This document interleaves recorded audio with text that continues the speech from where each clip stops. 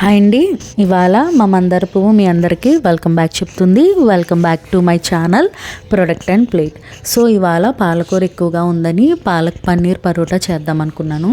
So పాలకూరని ఒక 2 minutes boil చేసి కూల్ వాటర్లో వేసారంటే ఆ గ్రీన్ కలర్ అనేది పోదు. ఇప్పుడు ఆ పాలకూరని మిక్సీలో పట్టి జ్యూస్లా చేసుకుని గోధుమ పిండిలో వేసుకొని కలిపి పక్కన పెట్టుకోండి ఒక 2 minutes. ఇప్పుడు పన్నీర్ని తీసుకుని నేనైతే గ్రేట్ చేస్తున్నాను. మీరు హ్యాండ్తో స్మాష్ చేసుకున్నా కూడా పర్లేదు. నేను గ్రేటర్తో గ్రేట్ చేసి అందులో ఉప్పు, పసుపు, కారం వేసాను. ఇంట్లో oregano, chilli flakes and mixed herbs ఉన్నాయి.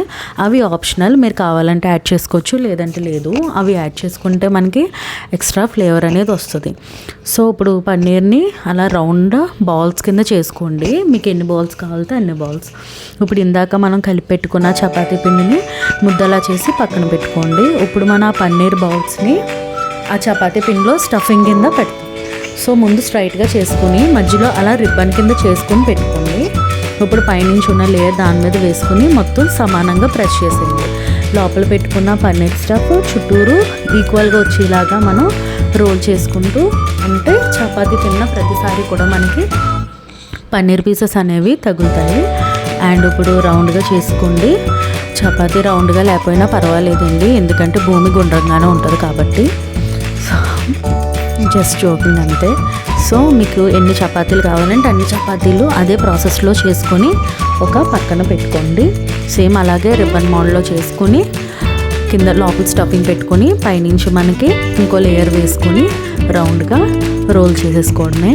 చపాతీలు మీరు నాన్ స్టిక్ ప్యాన్ మీద కన్నాను, చపాతీ కానీ రోటీ కానీ పరాటా కానీ నాన్ స్టిక్ ప్యాన్ మీద కన్నా ఐరన్ ప్యాన్ మీద చేసుకుంటే టేస్ట్ బాగుంటుంది. సో ఇప్పుడు ప్యాన్ మీద ఆయిల్ కానీ గీ కానీ వేసుకుని అటు ఇటు ఎర్రగా వచ్చేలాగా కాల్చేసుకొని ఒక పక్కన పెట్టేసుకోవడమే. అంతేండి, అయిపోయింది.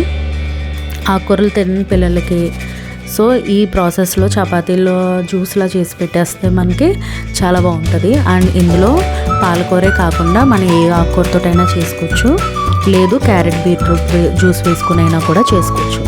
సో ఇందులో మనకి చట్నీ కింద గ్రీన్ చట్నీ బాగుంటుంది, రెడ్ చట్నీ అంత బాగోదు. కానీ నేను ఇక్కడ కర్డ్తో తీసుకుంటున్నాను. సో ఆ కర్డ్లో ఉప్పు, పెప్పర్ పౌడర్, కొద్దిగా ఆమ్చూర్ పౌడర్ వేసుకుంటున్నాను. మీరు లెమన్ కావాలితే లెమన్ కూడా యాడ్ చేసుకోవచ్చు, నేనైతే యాడ్ చేయట్లేదు. ఎందుకంటే ఆమ్చూర్ పౌడర్ ఒక కొద్దిగా పుల్లగా ఉంటుంది కాబట్టి. సో అంతేనండి, అయిపోయింది మన పాలక్ పన్నీర్ పరాటా. చాలా healthy and tasty. If you like this video please subscribe. Thank you.